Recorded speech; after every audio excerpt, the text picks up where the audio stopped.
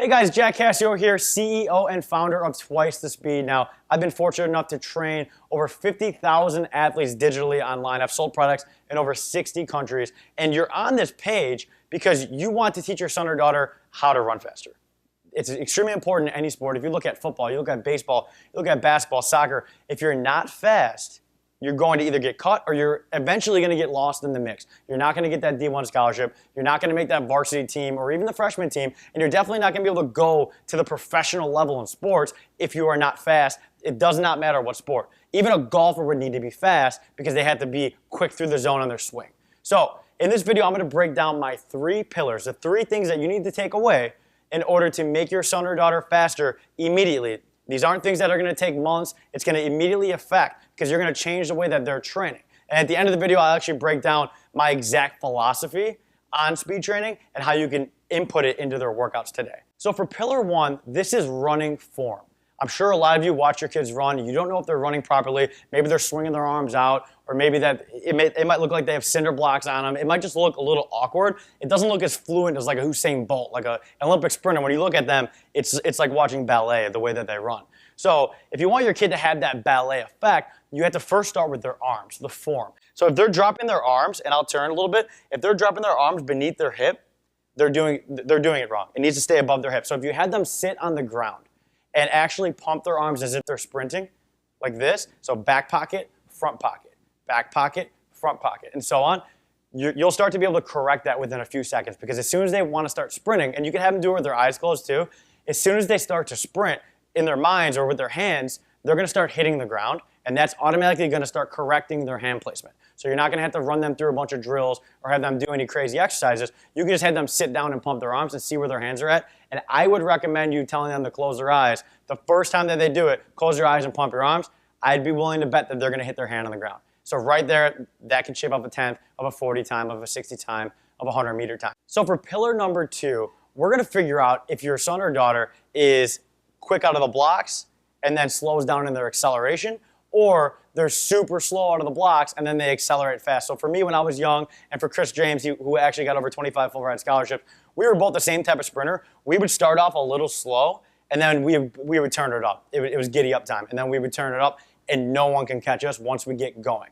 But it took us a little longer to get going. So a lot of things I did with Chris is I would break down his 10-yard sprints, and I would make sure that he was getting quicker in those first 10 yards. So the start of a race is extremely, extremely important. And for you watching this right now, you probably remember back in the day when you were sprinting, you were either the type that got out of the blocks and you were always ahead of the person you were racing, or you were the type that caught up to that person and then beat them. There's usually 2 different types. So understanding which type your child is number 1 step.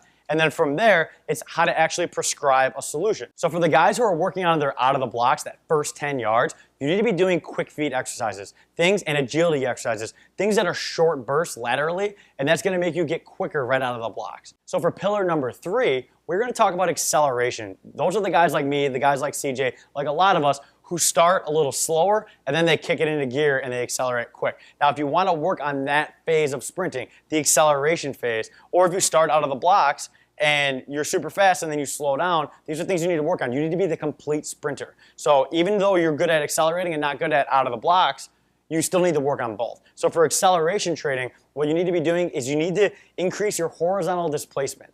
Now what that is, it's your broad jump. You need to work on doing things that are going to make you go from standstill to jump as far forward as you can.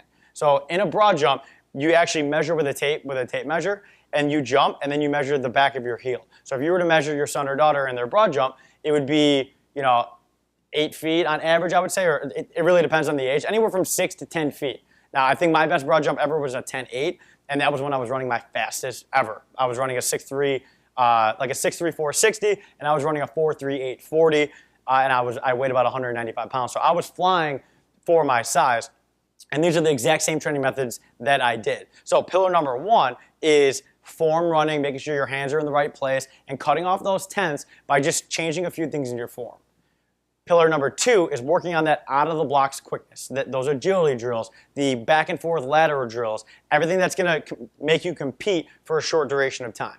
Pillar number 3 is the acceleration phase, working on those jumps, that power, that horizontal displacement, and that's going to make you the fastest, most athletic sprinter possible. It's going to give you that ballet effect, that Usain Bolt. It's going to make you seem like you're running effortlessly as an athlete. So if you're a parent and want to help your kid, those are the 3 things to focus on. Focus on their form, focus on their start, and focus on their acceleration, and then find out where their weaknesses are. Like I said, if they start off slow, work on that. If they start off fast and then slow down, work on the acceleration, work on those jumps. And that's kind of how I prescribe all my athletes. Now on this page beneath me, if you scroll down, you'll actually see some of the testimonials and some of the guys that I've worked with. I've worked with youth through professionals, 7-year-olds through, I think my oldest athlete was probably 55 years old who I worked with. So these workouts do work for anybody. And I also have a beginner and an advanced. So the beginner is it's a 30-day workout where you are doing only body weight. So for the younger guys who don't have much experience in the weight room, it's all body weight. You don't need a gym. Or for those guys who don't need a gym, this is perfect for you. Now the 5th gear workout is the more advanced workout. That's where you're diving into some more complex movements and plyometrics and heavier strength training. On this page, I actually break down exactly what you need to be doing. In this workout, I give the sets, the reps, the exact timing of when you need to be doing these things or have your child do these things. If you're not doing the right exercises in the right order, you're not going to be as fast as possible. So like I was talking about in the 3 pillars, if your form is good, if your start is good, if your acceleration is good, that's the foundation of the home. If you want to build on that home, build additions on the home, it's now knowing exactly what sets, what reps, what exercises, and when, in what order. All that is very, very important. And I'm sure you guys have searched online how to run fast, how to get quicker, how to become a faster wide receiver or on the basketball court or whatever to help your child.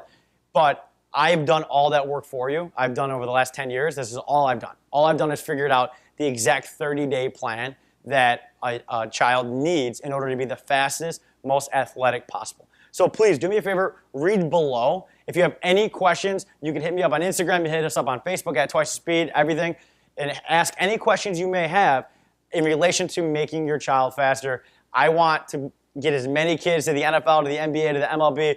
That's my goal. I want to spread the mission of Twice Speed, is helping as many athletes get scholarships and go professional because they knew what they were doing. They knew from day one. Now, I wasn't fortunate enough.